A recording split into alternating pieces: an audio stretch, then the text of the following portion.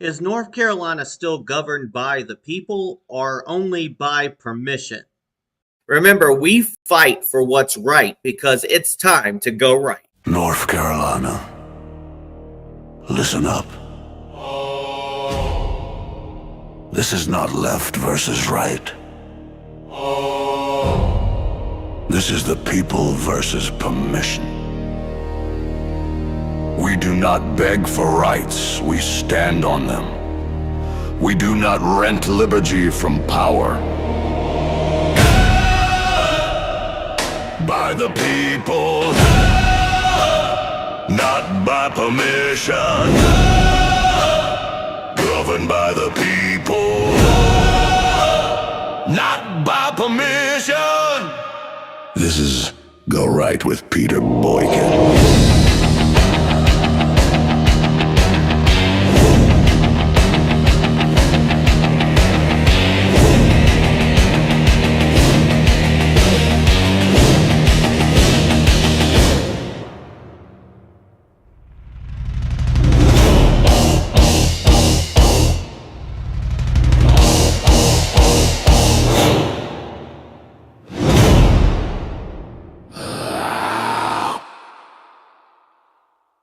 This is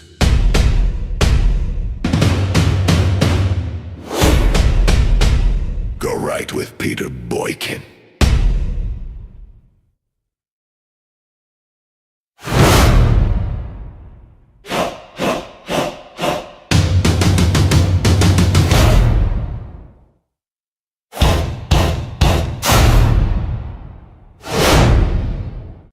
Is North Carolina still governed by the people or only by permission?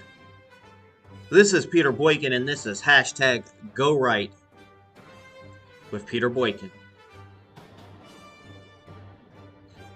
I want you to imagine something simple.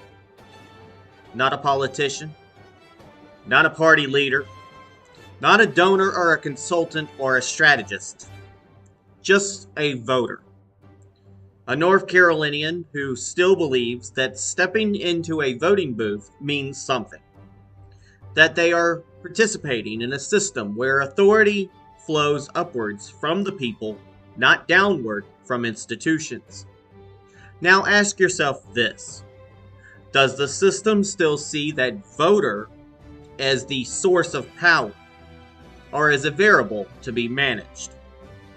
Because when you look honestly at what is happening across North Carolina, the answer becomes uncomfortable. Political parties are no longer competing for voters. They are controlling access to them. Candidate loyalty is no longer earned through persuasion. It is enforced through compliance. And voter tools are no longer civic instruments. They are rewards. Step out of line and they disappear. That should disturb anyone who still believes in a constitutional republic. The Constitution does not protect political parties. It restrains them. It does not give leadership the right to decide who deserves a voice. It exists to protect the people from consolidated power. Yet power is consolidating anyway. Different parties, different tactics, same instinct. Control. We are told this is a strategy. We are told this is a necessity. We are told that this is how the game is played. But when the game replaces the Constitution, liberty always loses. Courts step back. Federal oversight retreats. And the final line of defense becomes the voter. But here's the problem. The voter is increasingly treated as a liability. And when parties decide who gets access, when lawmakers draw maps to protect themselves, when executive offices are reduced to symbolic shells, when protest laws tighten while dissent grows louder, that is not stability. That is fear. A government that fears its citizens will always try to manage them instead of serving them. This is not left versus right. This is not red versus blue. This is about sovereignty. Voters across the political spectrum agree on one thing. Judges should follow the Constitution, not partisan loyalty. Because when every institution becomes political, liberty has nowhere left to hide. Add in federal cultural wars, national rulings imposed from far away, and local voices reduced to afterthoughts. A constitutional republic cannot survive on distance. It survives on consent.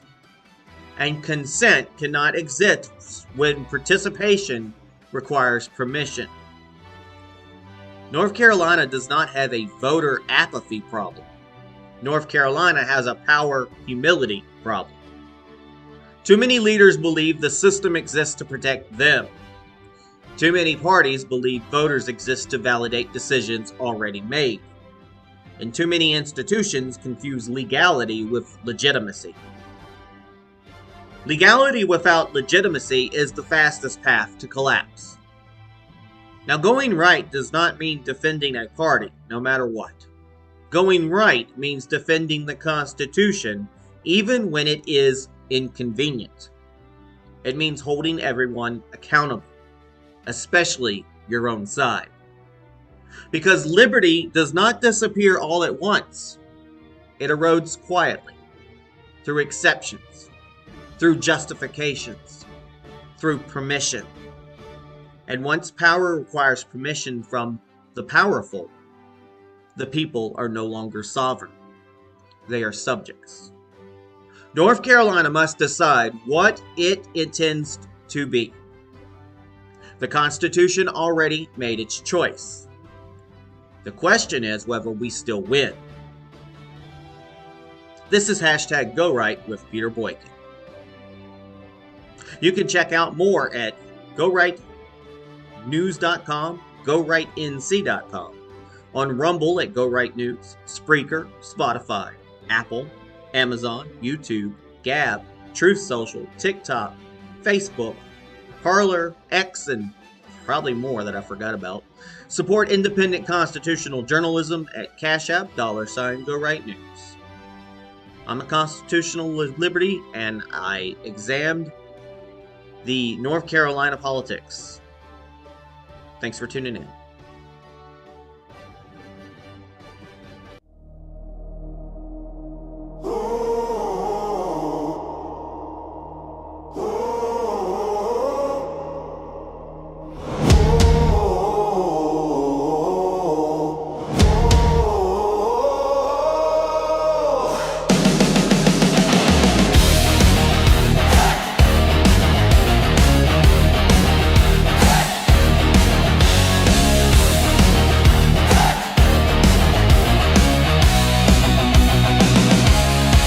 I see a line at the polling place, quiet faith on every face.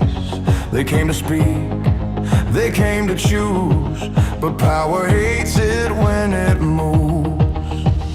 Tools get locked behind a door, loyalty gets you something more. Step out of line, you lose your voice, like liberty is a party choice. Maps get drawn, rooms get closed, promises rot where truth gets sold. They call it order, they call it law, but who decided what we saw? Is North Carolina governed by the people, or only by permission? Do we still own our constitutional republic, or just a rented position? If your rights require approval, then your freedom is a fiction. Is North Carolina governed by the people, or only by permission? Hey. Hey. Courts step back, the pressure stays. Power plays in quiet ways. A job gets stripped, a voice gets cut, a shell remains, but nothing's there to trust. Protest meets a tighter chain, still the people speak through rain. Order matters, so to speech, liberty not out of reach. Legality is not the same as legitimacy, and name and consent gets left behind in controlling a suit and tie. Is North Carolina governed by the people, or only by permission? Do we still own our constitutional republic, or just a rented position? If your rights require approval, then your freedom is a fiction. Is North Carolina governed by the people, or only by permission? Going right is not defending a party no matter what. Going right is defending the Constitution even when it is inconvenient. Hold your side accountable, especially your side. No permission slips for rights. No closed doors for the light. No more silence, no more spin. Let the people back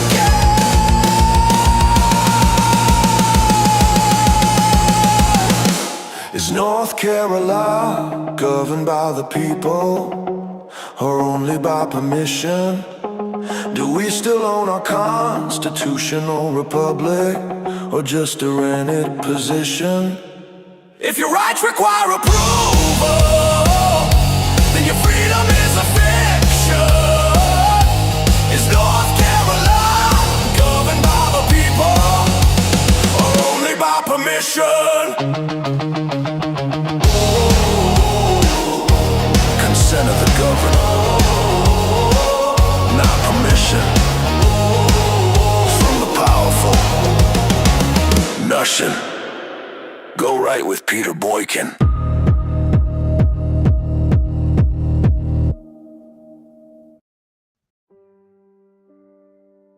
Are North Carolina voters losing power while parties consolidate control? Welcome back to Go Right News, and this is a Go Right NC segment. I am your host, Peter Boykin, and this is hashtag Go Right with Peter Boykin. Picture a North Carolina voter standing in line at a polling place. They believe their vote still matters. They assume the system exists to serve the people, not the other way around. But behind the scenes, party leadership, legal maneuvering, and institutional gatekeeping are quietly reshaping who gets heard and who gets sidelined. This is not about left versus right.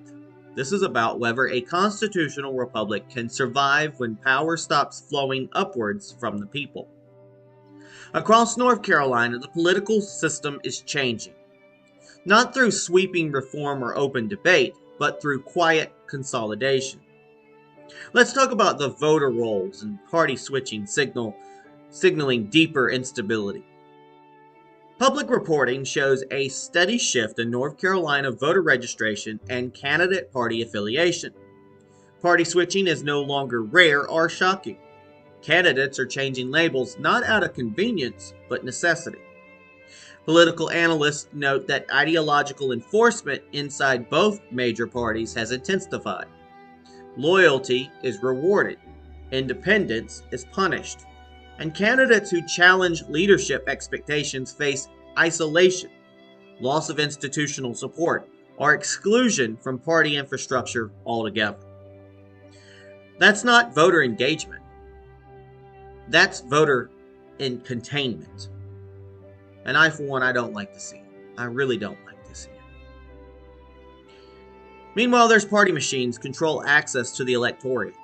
On the Democratic side, reporting reveals that party leadership has withheld voter turnout tools from candidates who previously supported overriding a governor's veto.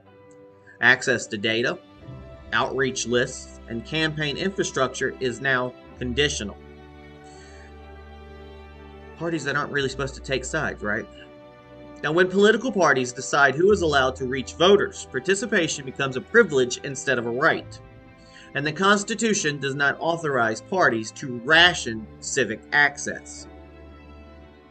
Folks, if you're a candidate, you could always access a lot of data through the voter information on the local websites and the the state voter rolls. They update it. It takes a little bit of extra work, but it's there.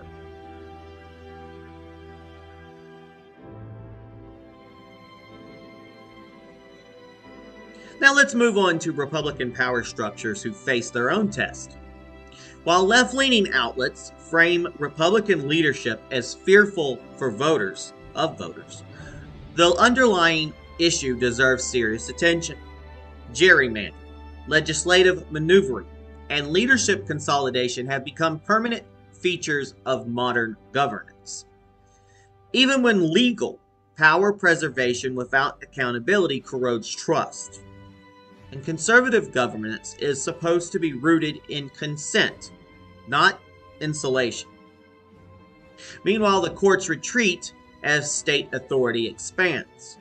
Federal courts have declined to intervene in North Carolina's congressional maps, leaving redistricting squarely in the hands of state lawmakers. Lawsuits challenging the maps were withdrawn after judges refused to issue injunctions. Now, this places enormous responsibility back to where it belongs, with the voters. When courts step back, elections become the final safeguard. I can agree with that. In the past, they have let outsiders end up deciding our congressional maps.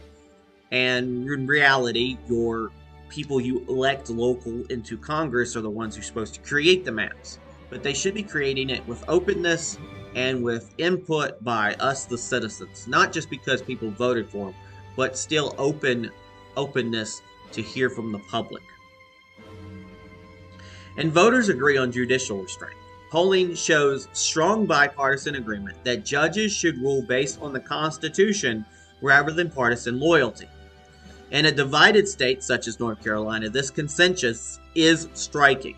North Carolinians understand that activist courts may feel satisfying in the short term, but they undermine liberty in the long run.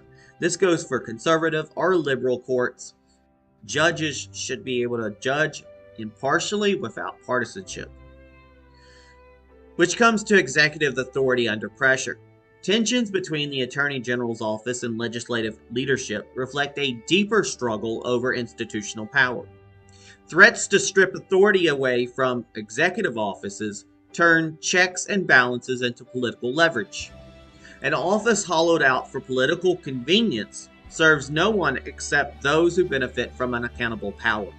That is one issue that I see in North Carolina, whether it be left or right, when they get a supermajority, which I don't believe in. They try to tend to take away power from our governor, our attorney general, our lieutenant governor. Lieutenant governor really, basically at this point, doesn't really do much, isn't really given much to do other than to run the Senate, but at the same time, they don't normally do that. Meanwhile, protest laws tighten while dissent continues. And we have a lot of protests, usually by the left here. The right wing would like to protest. I used to do a lot of so-called protests or rallies, and especially during the whole COVID situation. It's calmed down because of the Charlie Kirk issues and the violence that's been going on, etc., etc. But the left still continues to do what they do. Despite stricter protest laws, North Carolinians continue to demonstrate. Arrests have increased, lawsuits are pending. Order matters, so does free speech. And the Constitution does not require obedience to be quiet to the legitimate. And folks, though, if you're going to go out protest or rally, peaceful protest, follow the Constitution, follow the First Amendment. Meanwhile, federal cultural wars land in North Carolina. Pending Supreme Court rulings affecting Medicaid policy and gender-related medical services place North Carolina directly in the path of national cultural battles. Regardless of personal ideology, these decisions increasingly bypass local debate and community consent. The federal power grows, and the distance from the voter grows with it. Folks, that's a lot right now. every day I get a digest of what's going on in North Carolina, and every day I'm going to try to give y'all some information about what's going on, especially in North Carolina. I do talk about all of the United States. I do talk about worldly issues, but I live in North Carolina. I ran for multiple offices in North Carolina. I put a lot of faith in North Carolina, and so I will continue the Go Right NC initiative.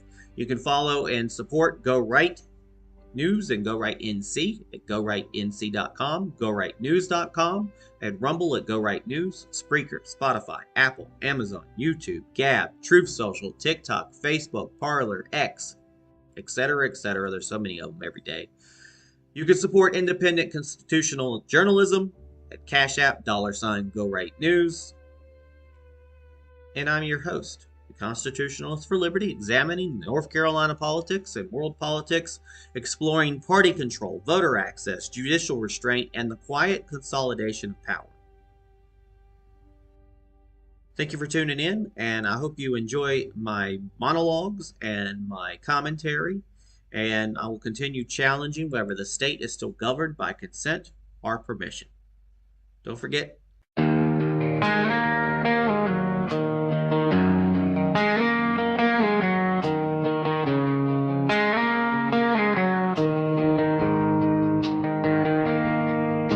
sun crawls over Gibsonville like a spark on the wire. Another dawn for the workers who refuse to retire. Old mill's empty, but the spirit never left this town. And every family on these roads keeps holding the ground. Kids and school buses rolling past, the rust and the shine. Some classrooms falling apart, but they're still learning just fine. Faith and stubborn pride build every ridge and pine. Yeah, out in Alamance County, you can feel the design. Raleigh keeps talking, but they don't see our eyes. We are the storm on the horizon, where the Carolina will rise. From the fields of snow camp to the lights of Burlington nights, we are the voice that never fades when the truth ignites. Yeah, out in Alamance, the Carolina will rise.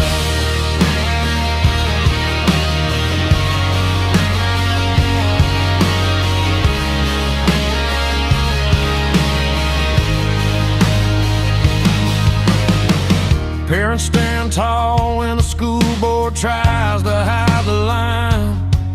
Tax fights and textbooks worn out like a decades-old sign. Sheriff badges shining out on Highway 87. They keep watch through the night as the county prays for heaven. Neighbors gather at the diner with a coffee in hand, talking Trump, talking freedom, talking how to fix this land. And no matter how loud the world spins with its lies, you cannot dim the spark of a Carolina rise. Raleigh keeps talking, but they don't see our eyes. We are the storm on the horizon, where the Carolina will rise. From the fields of snow camp to the lights of Burlington nights, we are the force that never fades when the truth ignites. Yeah, out in Alamance, the Carolina will rise.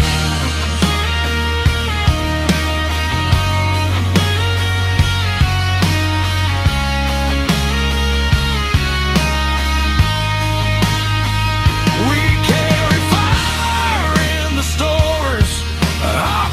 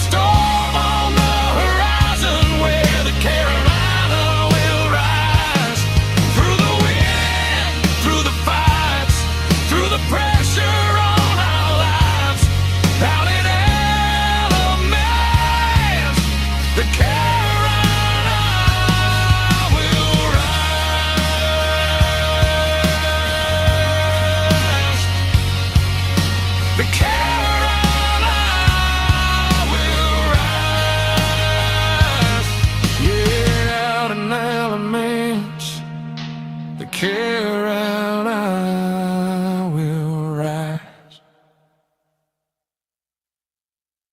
To hashtag Go Right.